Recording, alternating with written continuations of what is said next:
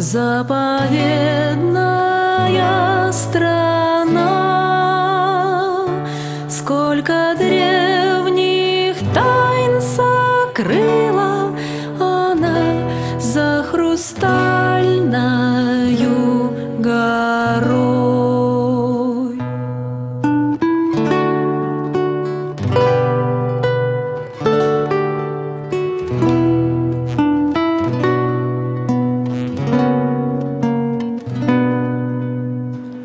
Стерегут ее снега, да в обход ведут пути. В ту страну никто не смеет войти, стерегут ее снега.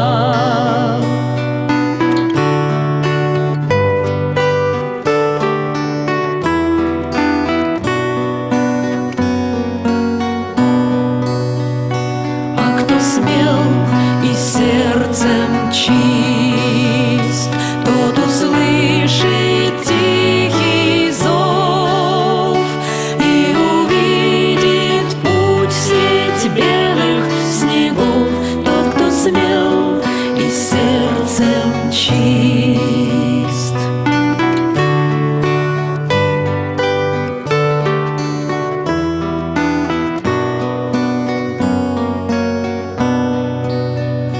За хрустальною горой заповедная страна, сколько древних тайн сокрыла она за хрустальною горой, сколько древних тайн сокрыла за хрустальною горой.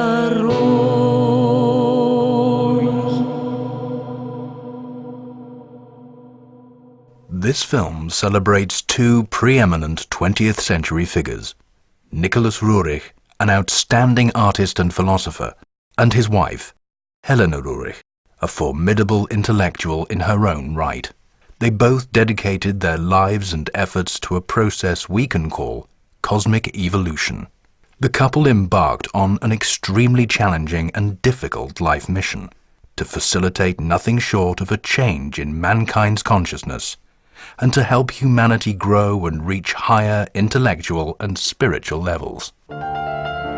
Located in central Moscow, not far from the Kremlin and the famous Pushkin Museum, this 17th century mansion is a historical site in its own right. It has a rich and interesting history. Today it's home to the Nicholas Roerich Museum and International Center of Roerichs.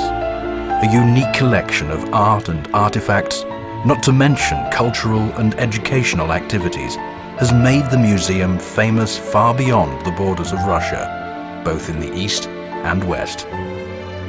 The entrance to the museum is marked by a bronze plaque listing the names of its four founders: Svetoslav Roerich, Lyudmila Shaposhnikova, Yuri Vorontsov, Boris Bulochnik. There would have been no museum without the invaluable contributions of these four people. Each of them was of paramount importance to the project's success. Svetoslav Roerich made a priceless donation of the unique works of his parents, Nicholas and Helena Roerich. These comprise the main body of the museum's collection. Lyudmila Shaposhnikova tirelessly led the organizational work to success throughout the troubled 1990s and helped officially establish the museum. Yuri Vorontsov, a distinguished Russian diplomat and former ambassador to India, helped move the Roerich heritage from India to Russia.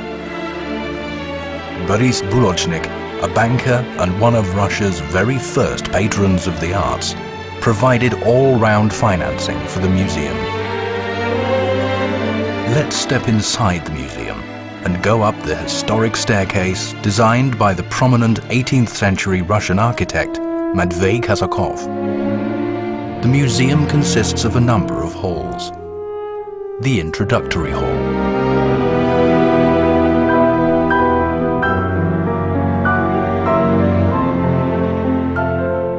The St. Petersburg Hall.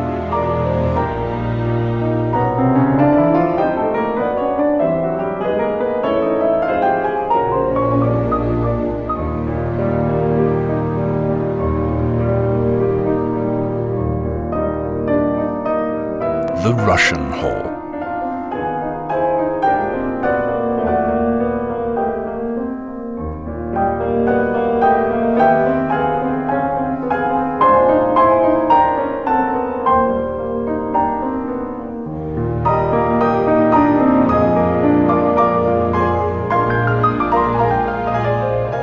The Living Ethics Hall.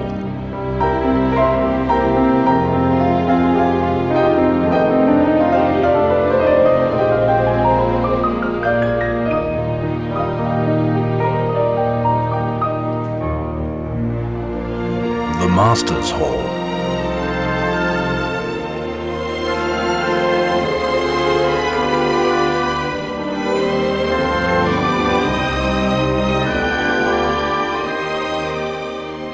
The Central Asian Expedition Hall.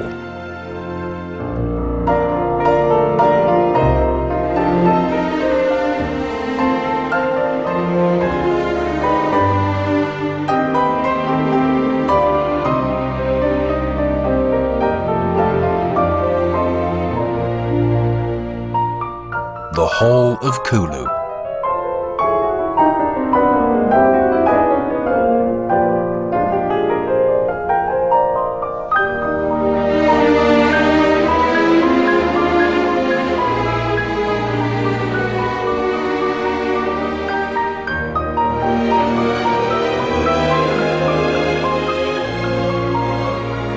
The Banner of Peace Hall.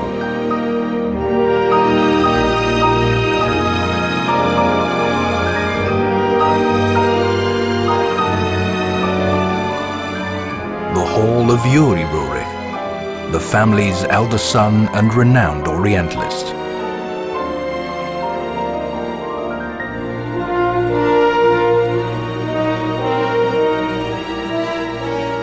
And the Hall of Svetoslav Roerich, the younger son and artist.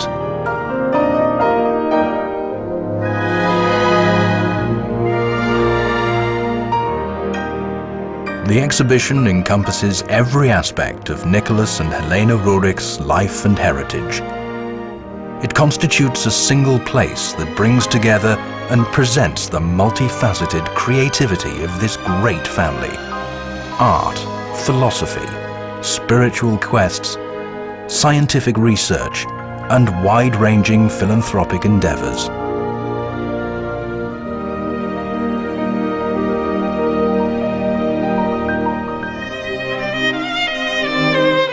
Nicholas Roerich's graduation from the St. Petersburg Academy of Arts marked the beginning of his long and illustrious artistic career. In 1897, Nicholas Roerich created his first piece.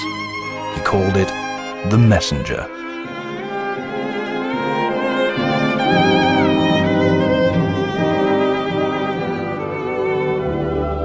He proceeded to paint a series of historical works. Each was themed around the distant past. They had a special aura about them, which distinguished them from historical paintings by other artists. They looked so vibrant and vivid, as if their subjects had actually sat for Nicholas Roerich. Actually, it's off the mark to say "as if," because Nicholas Roerich really did see what he captured so vitally on canvas. His paintings were as alive and real as the visions he had.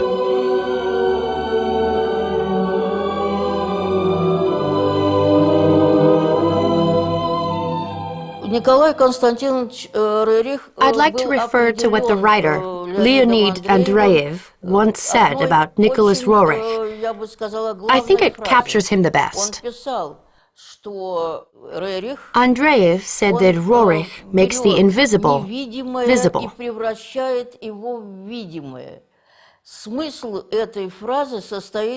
It means that Roerich had the ability to get in touch with worlds comprising other states of matter and manifest them as images as materially dense as planet Earth itself. His visions, dreams, and subtle intuition provided him with the information that he channeled and shaped into his art.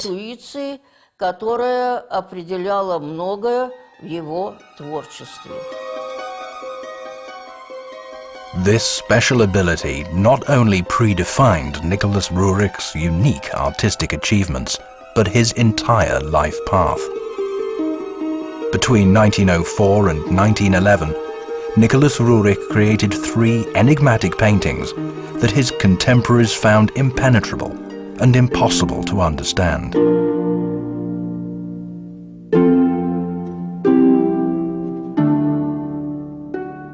The first of these was The Treasure of the Angels. What confounded the viewers was the painting's unusual style and imagery.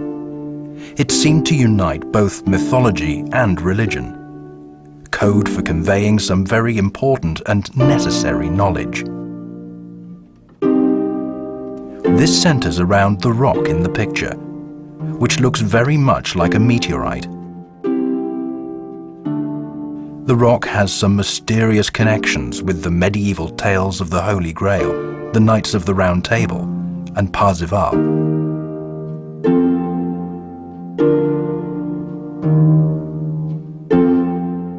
The Treasure of the Angels was followed by The Saintly Visions.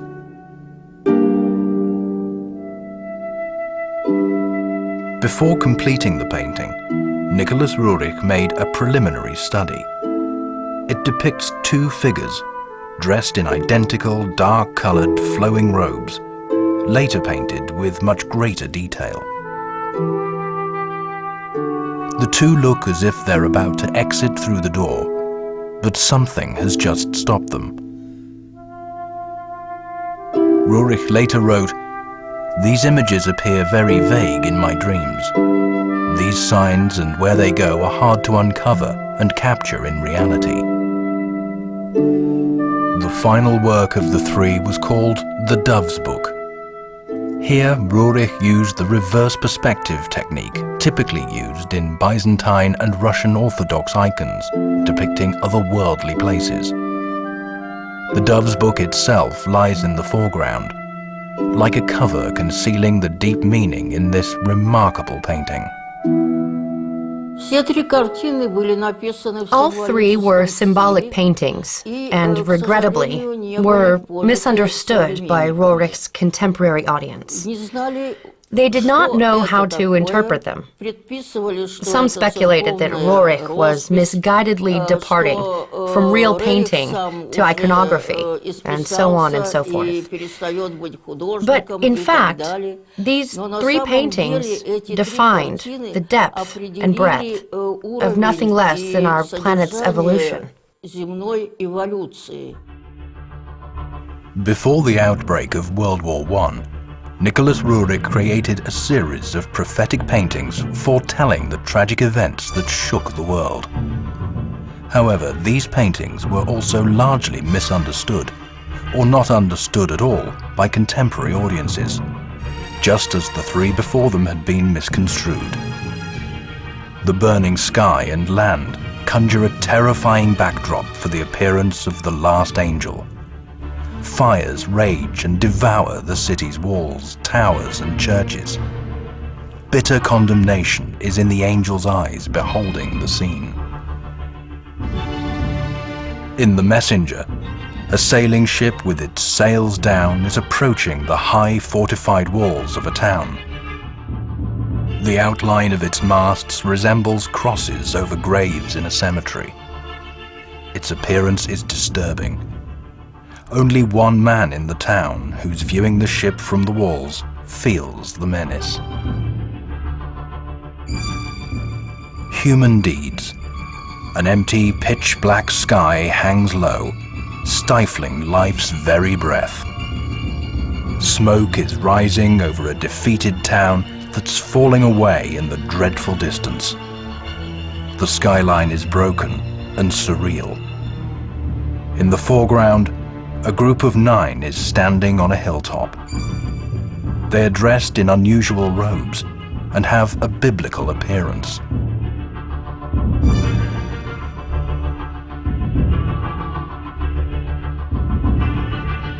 The meaning of Roerich's The Crowns remained unclear for some years.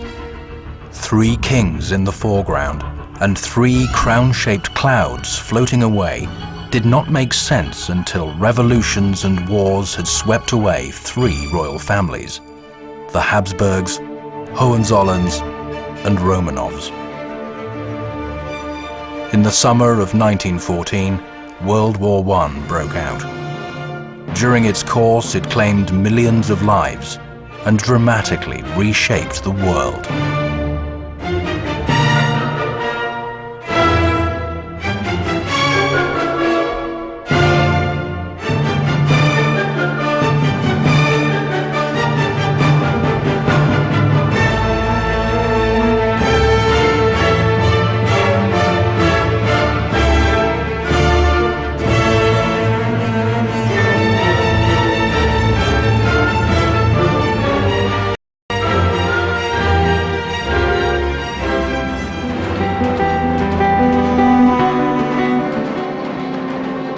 At that time, the Roerichs with their sons Yuri and Svetoslav were in Finland, which was then still Russian territory.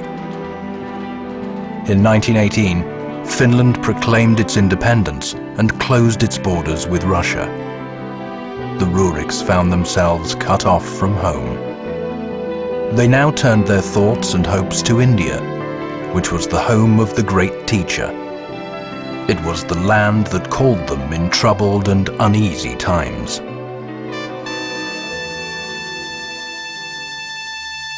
"I kneel before the gurus of India," wrote Roerich later, "for they introduced a true spirit of art and joy, and a serene creative silence into the chaos of our lives. They called us when we needed the call the most. They summoned us confidently, quietly, and powerfully with their infinite wisdom and knowledge. Soon, when all the evil of the massacre and pillage of recent years fades away, our future will be shaped by a spirit of true knowledge." When they left home, the Roerichs didn't think they would ever see Russia again. Ahead was a long journey, full of surprises and challenges.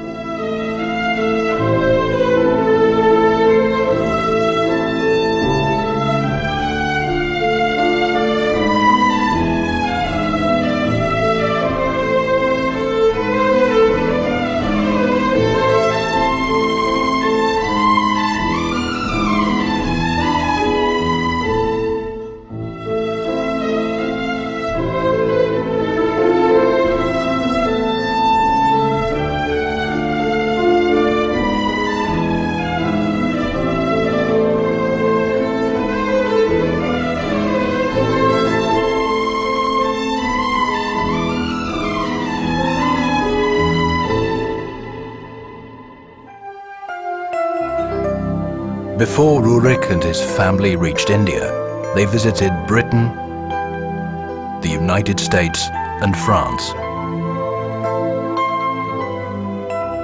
It was in Britain that Helena Roerich met the teacher for the first time. Not long after this, the teacher started telling Helena Roerich about a philosophy of cosmic reality called living ethics. Living ethics was an impulse of cosmic evolution designed to help humanity develop new ways of thinking and evolve to a level of cosmic mentality. It was wisdom that revealed deep connections that exist between the universe and humanity, and the laws that define the course of evolution.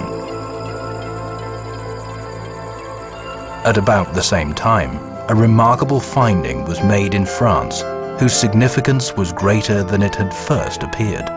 A delivery made to a bank in Paris contained a piece of a meteorite that had come to the Earth from the distant Orion constellation.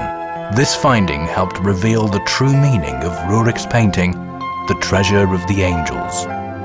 And so, as Nicholas Roerich was making his way to India, the symbols in his pictures miraculously manifested themselves in reality. It became clear that saintly visions had predicted the Roerichs' first meeting with their teacher. The Treasure of the Angels had prophesied the discovery of a meteorite with truly unique energy, and the mythical Dove's Book had anticipated living ethics. Thus, the prophecies of these three paintings were fulfilled, and as such, predetermined the entire future of the Roerich family. In 1923, the Roerichs arrived in India.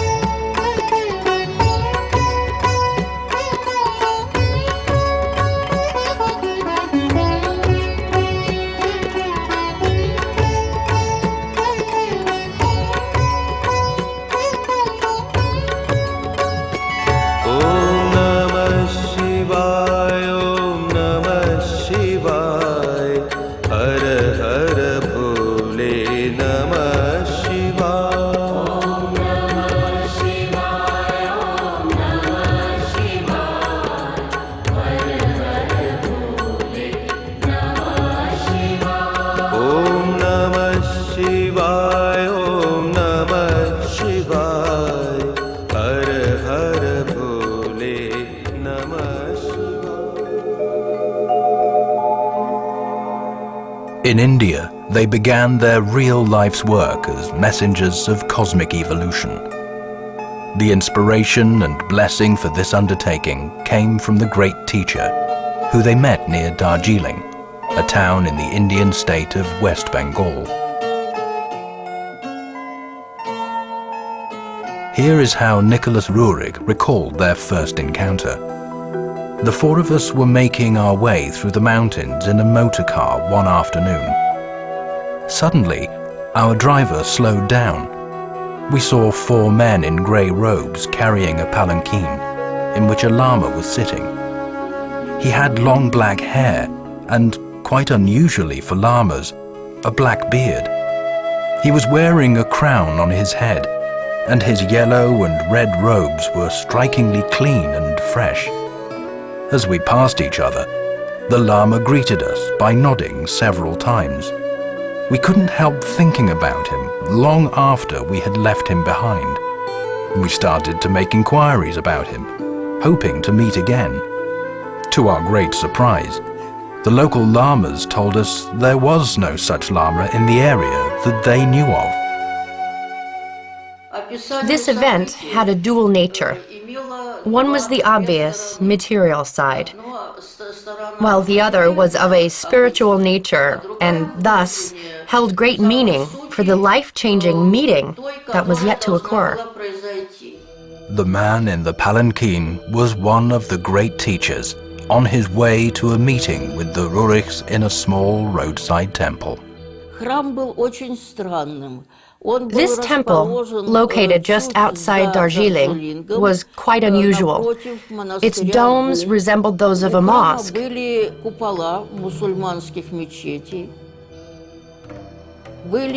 the walls were adorned with images that belonged to many different religions.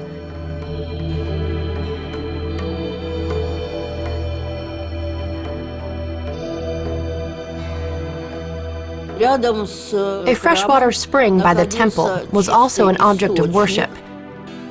When I approached it, I noticed two figures. One represented Krishna, a traditional sculpture in Hinduism. The other was Buddha, the founder of Buddhism. This temple combined elements of various religions, and together they produced a sensation of peace and harmony. It felt like they all belonged together. Seeing them next to one another didn't seem incongruous. In fact, the religions represented different stages in the spiritual evolution of our planet. And through that, it was clear they had much in common.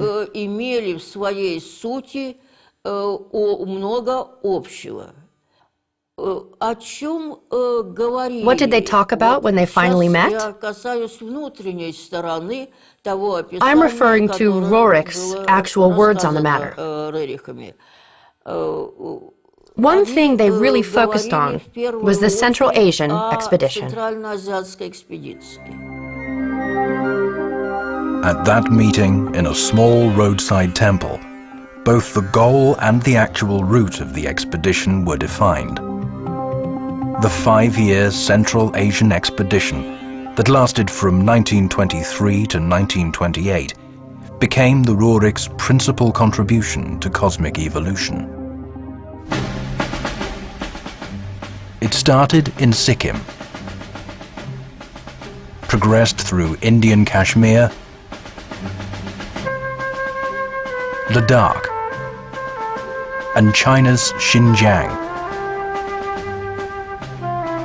with a detour through Siberia to Moscow, and then eastward to the Altai Mountains, Mongolia,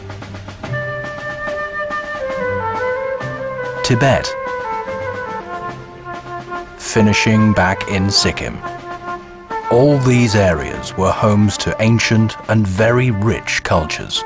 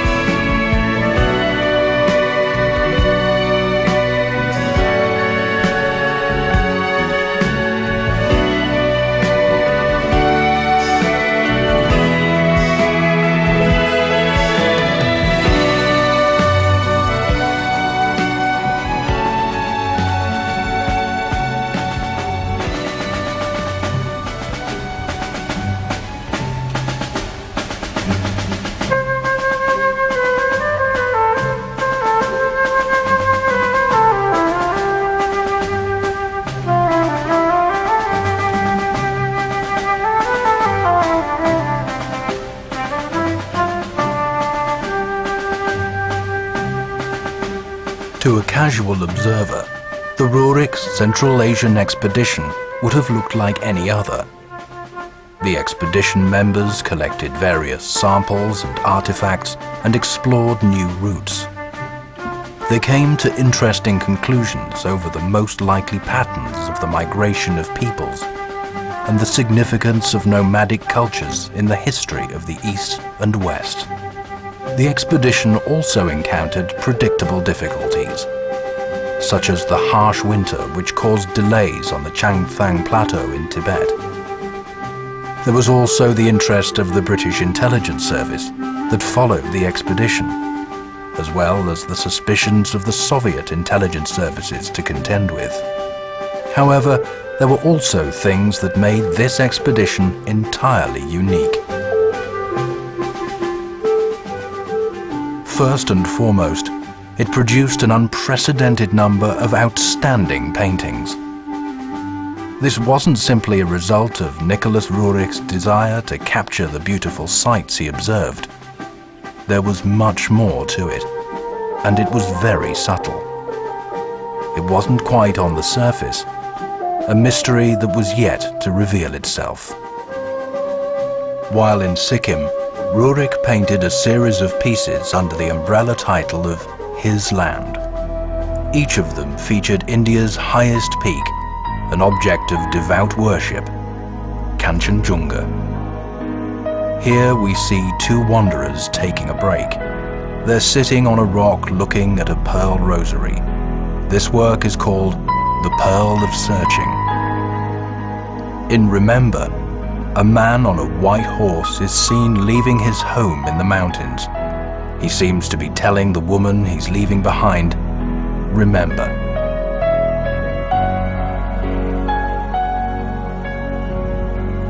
Here, depicted in Lower Than the Depths, is the dark silhouette of a contemplative man about to enter a mountain cave.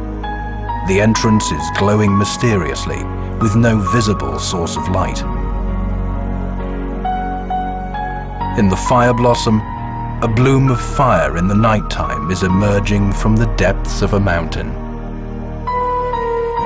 A procession of people in long white robes steps out of a cave in the mountains.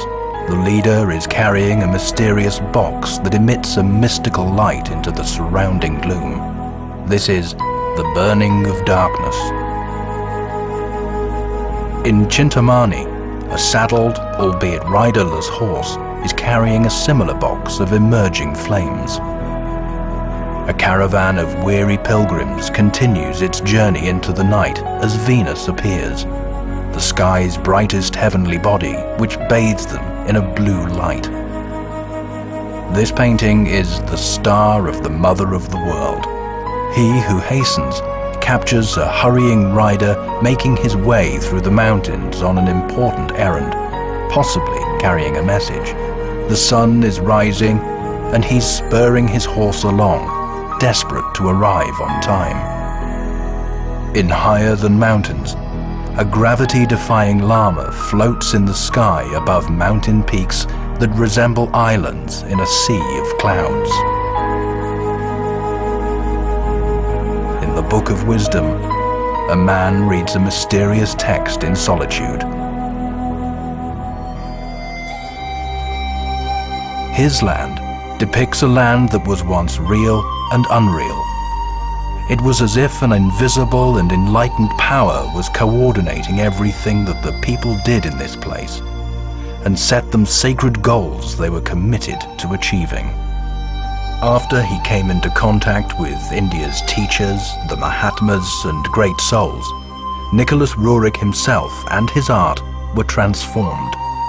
New and enhanced levels of energy enabled Roerich to produce paintings of rare calm and serenity, even though he was constantly on the move and dealing with the rigors of camp life.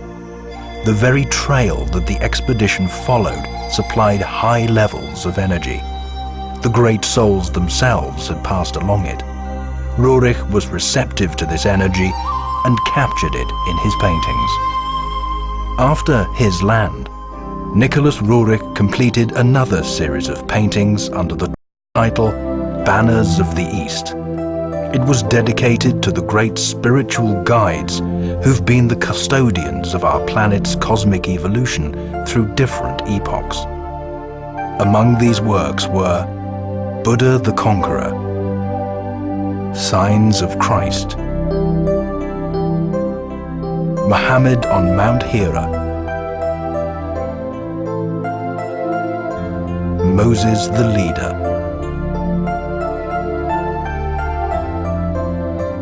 Padma Sambhava, Sergius the Builder, Confucius the Just One, The Watch on the Himalayas, and others. The series was crowned with the painting Mother of the World. Nicholas Roerich's visions provided the sole source of inspiration for these paintings. nothing he saw during the expedition could have supplied this visual material. The final series of paintings produced by Roerich during the expedition was Maitreya. It conveyed the ideas of a new epoch of evolution that humanity was yet to aspire to. The series opens with the painting The Great Horseman, or the Advent of Shambhala. Shambhala was the mythological name of a real location where the great teachers, also called cosmic hierarchs, were believed to have actually lived on Earth.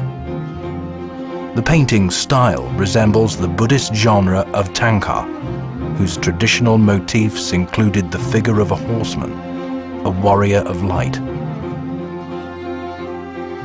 Maitreya the Conqueror presents the coming Buddha as a cloud horse rider, arriving with the sunset. The remarkable paintings Nicholas Roerich created with his unique energy during the Central Asian expedition have been attracting the attention of artists, researchers, philosophers, and politicians ever since. We can say that in the 20th century, Roerich's art was viewed by many people as unique and without precedent. Jawaharlal Nehru, the first Prime Minister and one of the greatest leaders of the new independent India, wrote the following about Nicholas Roerich's paintings. When you look at these paintings, so many of them of the Himalayas, you can catch the spirit of these great mountains which have towered over the Indian plains and been our sentinels since time immemorial. They remind us of so much in our history, our thought, our cultural and spiritual heritage. It is not just to do with India's past, but something that is permanent and eternal about India. And we cannot help feeling a great sense of indebtedness to Nicholas Roerich, who has enshrined that spirit in these magnificent canvases. Contemporary literary critic and poet Barnett Conlon defined the essence of Roerich's works as follows. If Phidias was the creator of divine form, and Giotto the painter of the soul, then Roerich may be said to have revealed the spirit of the cosmos. New Age Press wrote this about him. Roerich was a great soul. His consciousness was cosmic in nature, and his spirituality was the main source of his creative power. Biraswar Sen, one of India's leading painters, was very appreciative of Roerich's legacy, and one couldn't agree more with his words.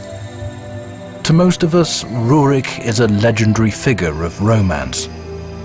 Against the wild glare of the flaming West, his mighty figure looms large like the motionless and benevolent Buddha in the midst of a vast cosmic cataclysm. Far above the tumultuous din of frenzied nations rings his voice, the unequivocal commandments of the eternal, the voice of truth, beauty, and culture. This is the person who was charged with a highly important evolutionary mission on the journey of the Central Asian expedition. The mission was closely connected to the great cosmic law. In evolution, the higher promotes the lower. The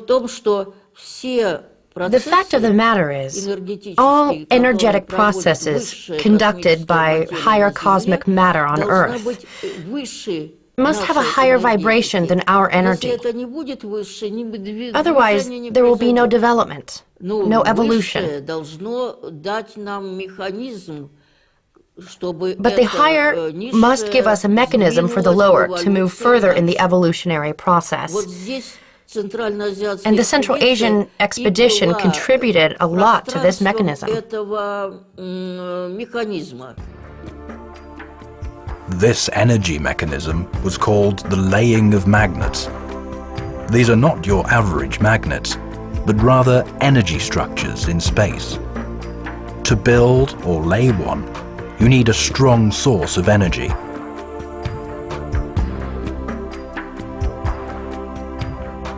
On the Central Asian expedition, the travelers had three sources.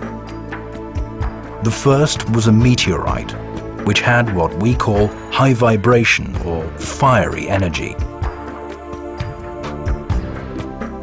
The second source was Helena Roerich, with her regular energy turned into fire.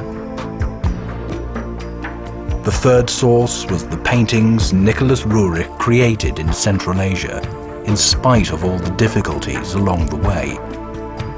His works reflect the strong vibration that he felt in the air during the entire expedition. According to the philosophy of cosmic reality, such a magnet is capable of translating the idea of space into action. It is this action that spearheads evolution and elevates the planet to a new evolutionary level, changing the consciousness of humanity.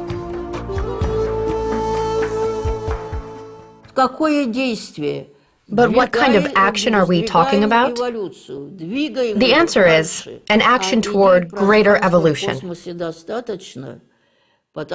There are more than enough ideas of space in the cosmos, and all human knowledge is based on these ideas. It translates an idea of space into action. So with these magnets on the Central Asian expedition, the route turned into a channel of evolution, so to speak, bringing to the cosmos what the Earth needs. The laying of magnets made the Central Asian expedition a milestone of creativity in cosmic evolution.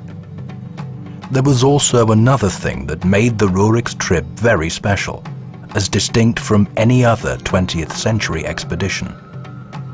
It seemed as if there was some underlying secret path. All along the way, the Roerichs met a series of bizarre people who brought mysterious messages and impressed them with their actions. There were lamas, storytellers, and fellow travelers. At every stage of the journey, in each country and area, something outstanding would happen. Something that required decrypting and interpreting. The Roerich's diaries hold many unusual stories. Put together, they give a unique picture of the internal story of the expedition, so unlike that of the exterior. Years passed before it became clear that the secret path was actually the guidance of the teacher, helping those who move along the complicated path of cosmic evolution.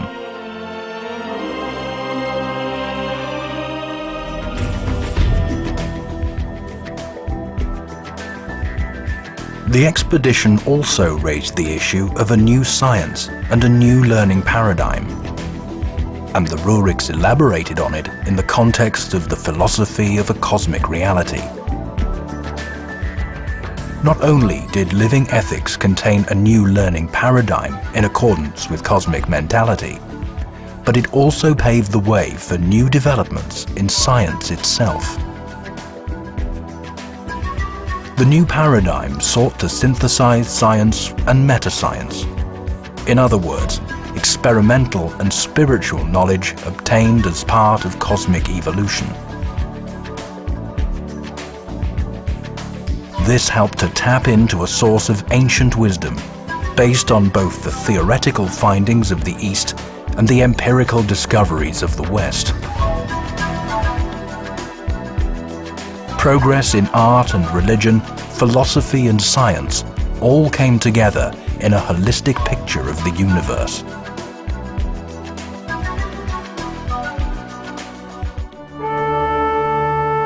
Helena Roerich wrote, "Modern science is moving in quick steps towards all the great truths formulated in Oriental philosophy and religions, and soon, very soon, they will meet and stretch their hands out to greet each other."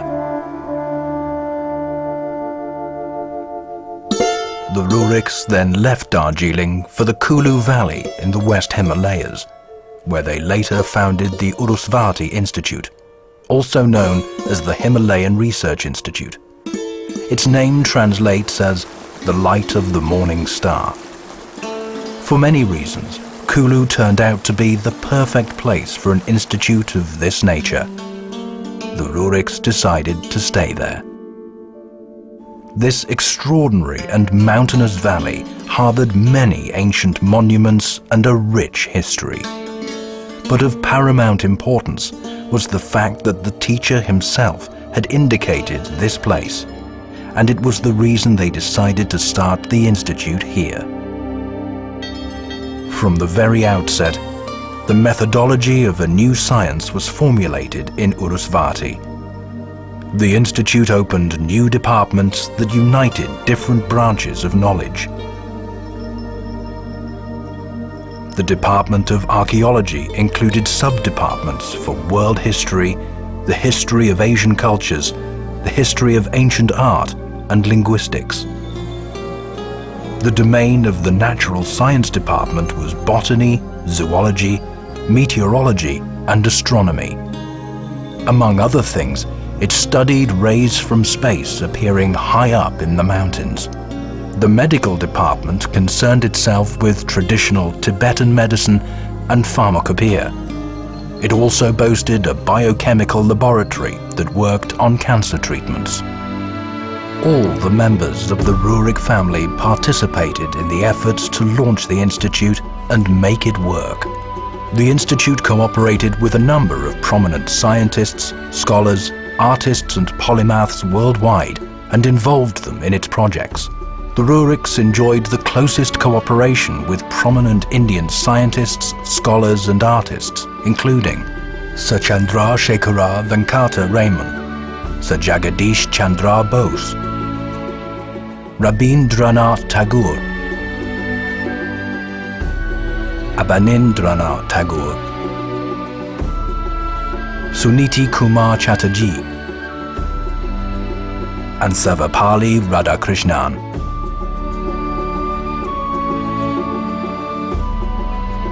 Among their Western colleagues and advisors were Robert Andrews Millikan, Albert Einstein, Albert Abraham Michelson,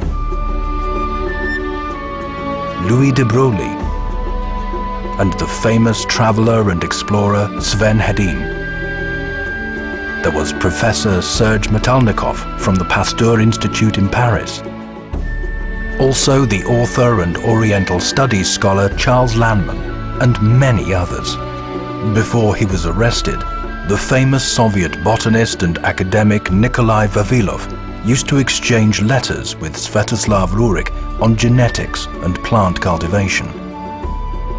Scientific experiments and tests confirmed the spiritual knowledge accumulated in the Himalayas. It was at Urusvarti where the first studies into subtle energy, magnetic currents, cosmic radiation, and alternative states of matter were conducted. All the research, theory, and experiment in this truly unparalleled center was based on the idea that much of earthly phenomena originates in outer space and other worlds connected on a higher plane of energy. The Institute pioneered the science of the future. The Urusvarti Institute must develop into a city of knowledge, noted Helena Roerich. Our aim is to produce a synthesis of scientific achievements in this city. That is why all branches of science must be represented in it. And since knowledge has the whole cosmos as its source, the participants in scientific exploration must come from the whole world, that is to say, all nations. Furthermore, just as the cosmos is indivisible in its functions, the scientists of the whole world must be indivisible in their achievements. In other words, united in the closest collaboration. However, there very soon came a time when not only this city of knowledge, but even further development of the Institute itself became unrealistic. The world economic crisis of 1929 to 1933 interrupted the financial backing of Urusvarti, while World War II made it impossible altogether. Ever since, the Institute has been on hold. The next evolutionary move, according to the teacher's plan, was an international agreement called the Roerich Pact. Its aim was to protect cultural and historical monuments during war and peacetime. It was back in 1931 that the Roerich started working on the draft of the pact, when the Second World War was a dark shadow looming ahead. The cultural heritage of the world, as the spiritual basis for humanity's cosmic evolution, was to be protected from damage. The pact was supported by the US President Franklin Roosevelt and the Latin American states. Both Europe and the USSR refused to sign the agreement, and it was they who suffered the greatest cultural losses and damage during the war. President Roosevelt regarded the Roerich Pact as a treaty of major importance.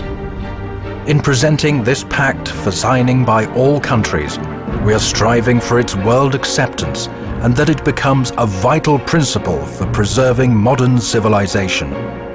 This agreement has far more profound spiritual significance than the text of this document. Roerich proposed a symbol, the banner of peace, which would identify objects to be protected under the terms of the pact. The symbol had 3 smaller circles within a big circle that represented eternity. The 3 circles stood for the past, the present, and the future. The banner of peace, with its symbolic content, was closely connected with cosmic evolution. Пакт Рериха – это очень благородный пакт, между прочим. The Roerich Pact is a very noble initiative. It was started by a person of high moral and cultural integrity, somebody who felt very strongly about culture and wanted to do his best to preserve it in the world. As a diplomat, I have always been strongly impressed that it was put forward by Roerich alone, not a country, a government, or a group of governments. It was all the idea of one man, who had invested colossal efforts to promote and implement it. This was around the time when Nicholas Roerich commenced work on his series of prophetic paintings. In 1931, he painted Flowers of Timur. The fires on the watchtowers warn of an impending cataclysm, spurring the rider in full armor to saddle his horse.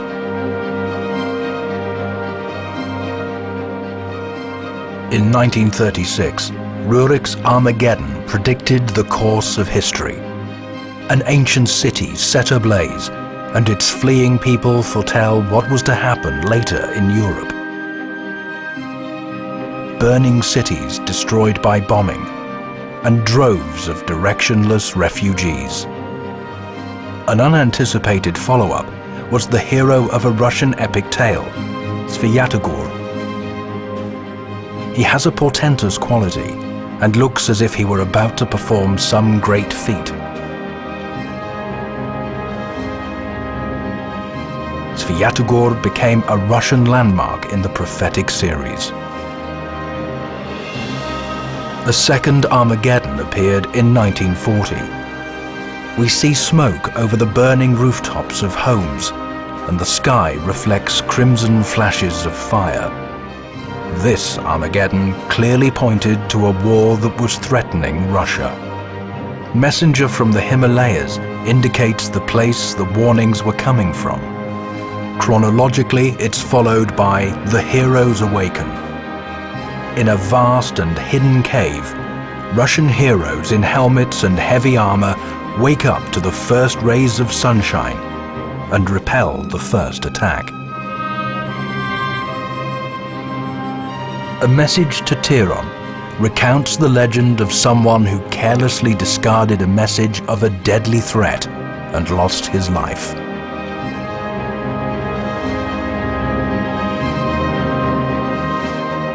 Early in 1941, Roerich created The Blind Man. Trapped in an old city, a man flails around like a caged animal, failing to understand what is going on and where he should go.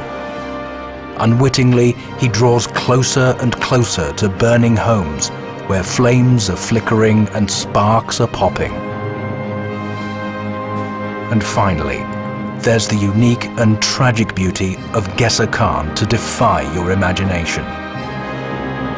The sky is so redolent of scarlet that it's hard to tell whether it's a reflection of flames or simply the blood-red sunset.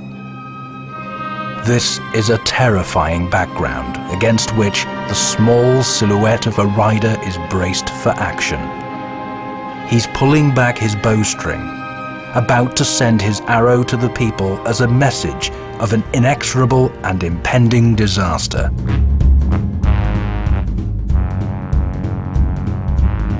The whole series was a pre-war apocalyptic warning. However, no one at the time in Russia took the warning seriously. And no one believed the reports from Soviet intelligence, diplomats, or insiders in the Wehrmacht.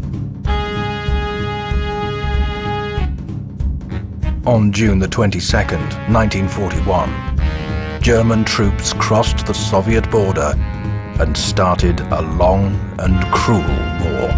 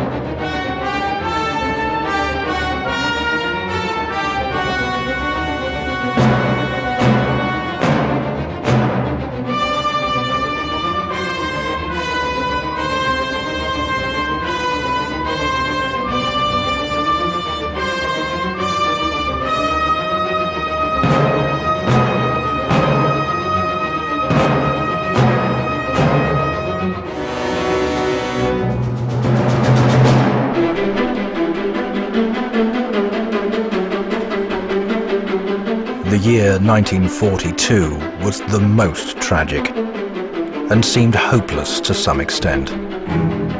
In that fateful year, when the enemy army seized a huge part of the USSR, Nicholas Roerich painted a canvas with an all-encompassing one-word title: Victory. The Russian bagatelle is seen defeating the dragon of war and evil with his sword against a towering mountain backdrop. These precise and prophetic paintings are a testament not only to Roerich's skills as a painter, but also to many other things that surrounded him and connected him to the process of cosmic evolution.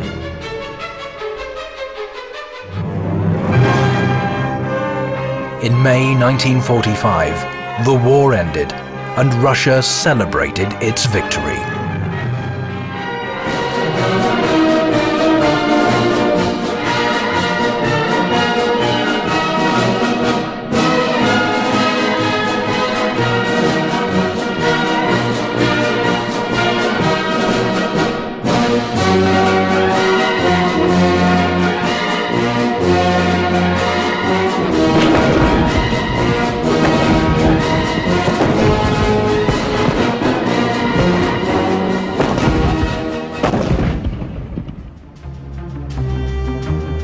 The war was over, but the struggle between the old and the new, between light and darkness, carried on. This struggle is evident throughout mankind's entire history, from ancient to modern times. It is cosmic in nature. The old has always fought against the new, the uneducated against the educated, ignorance against intellect and wisdom, selfishness against responsibility for the planet's future, darkness against light. Throughout the history of mankind, many have died who prophesied the new and fought against the old and obsolete, against all that hindered evolutionary movement. At various times, supporters of new thinking and new mentality have been burned at the stake, beheaded, hanged on pillories, or done away with secretly. In the 20th century, the confrontation between light and darkness reached a climactic tension as a new kind of mentality struggled for existence. What the Roerichs were doing at that time was unclear to many people around the world. Speaking up against the new ideas were not just individuals, but also entire organizations, including the church. Lies, libels, and ignorant speeches from minor scholars complicated the Roerich's mission, which was so vital for mankind. The Roerich Museum Center in Moscow suffered a similar shameful process. It has published 6 thick volumes about the way the state treated not just the Roerich communities, but the public Roerich Museum itself. In the 1990s, the government, ministers of culture and high-ranking church officials really had it in for the museum. Several large state museums participated in this as well. The Museum of the East appropriated a number of Roerich's paintings that were bequeathed by Sviatoslav Roerich to the Public Museum Center in Moscow, which had been founded by him.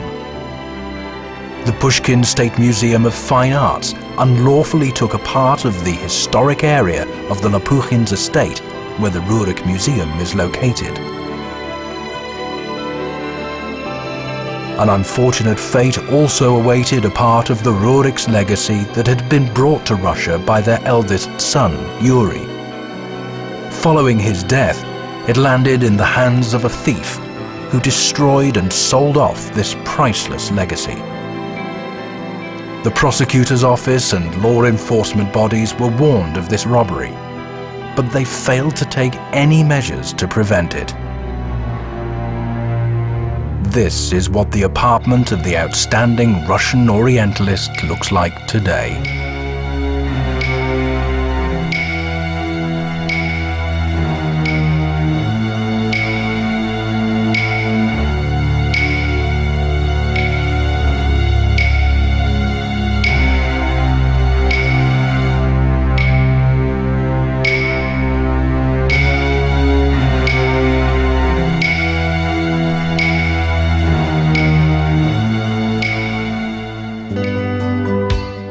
The Nicholas Roerich Public Museum is the only one in Russia which protects the unique legacy of the Roerichs and preserves it with great care. In spite of great difficulties, the academic and art team that has established itself there over the years carries on the priceless cause of the Roerichs, one that is closely tied to cosmic evolution, cosmic mentality, and the new learning paradigm. These days, the struggle of light against darkness is extremely hard to carry on with. But they have understood, in spite of anything, that a new epoch of cosmic mentality will inevitably emerge on the Earth. The Roerich Pact exhibition has appeared all over the world. Today, amid armed conflicts and the destruction of priceless legacies of human culture all over the planet, it's more relevant than ever. Thousands of people have seen the exhibition in the United States, Austria, Bulgaria, Germany, Italy, Mexico, India, Mongolia, Belgium, France, and many other countries. Cosmic evolution is expanding throughout the globe based on the work of the Roerich successors and their teachers' ideas. This valuable work is carrying on today, at a time when our planet is crying out for new approaches, new ideas, and a new science. In short, a new cosmic mentality. Угрюмый лес стоит вокруг стеной, стоит, задумался и ждет. Лишь вихрь в груди его взревет порой. Вперед, друзья, вперед, вперед, вперед. Лишь вихрь в груди его взревет порой.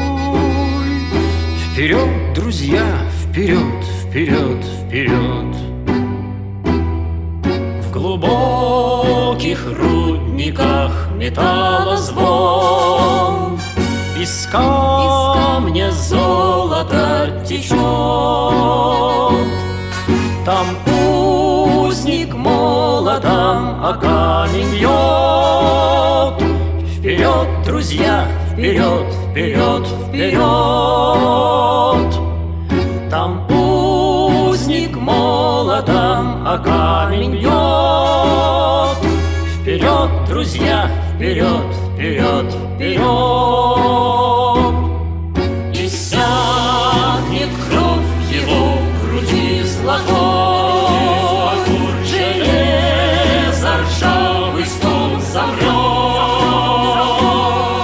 Но в недрах глубоко земля поет. Вперед, друзья, вперед, вперед, вперед. Там в недрах глубоко земля поет.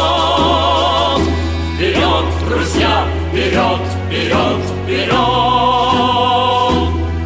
Кто жизнь в бою неровном не щадит, с отвагой к цели кто идет, узнает кровь его врагу пробьет. Вперед, друзья, вперед, вперед, вперед. Узнает кровь его врагу пробьет. Вперед, друзья, вперед, вперед, вперед.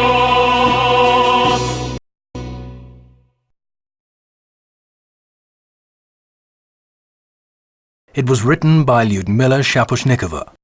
The assistant writer was Pavel Zhuravichin, and the academic consultant was Viktor Frolov.